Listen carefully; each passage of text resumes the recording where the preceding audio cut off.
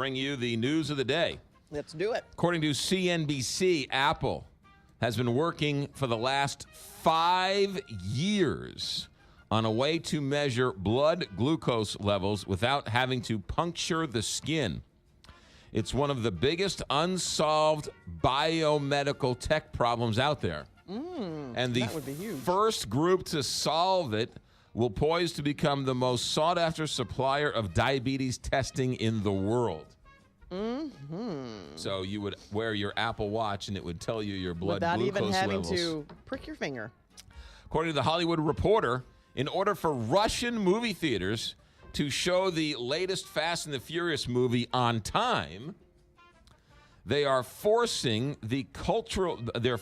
the Cultural Ministry to devote 35% of the screenings to a movie, Time of the First, a patriotic historical film about the first spacewalk by the Russians. Oh, my goodness. Yes.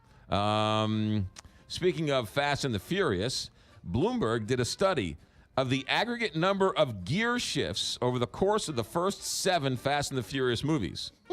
Really? Yes. 311.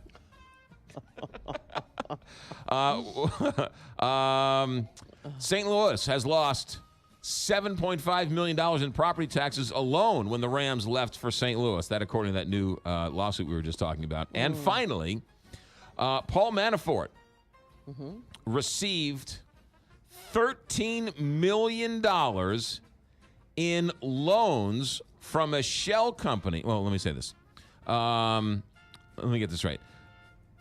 Paul Manafort received his. Let me get this again. Paul Manafort received his shell companies received $13 million from 2 Donald Trump associated businesses on August 19th, 2016. That according to new records just released. What's interesting is that Paul Manafort received these loans from the shell companies from Donald Trump's businesses on August 19th, hours after he resigned from running Donald Trump's campaign earlier that day. Really? Those are the numbers inside the news on the Big 550 KTRS.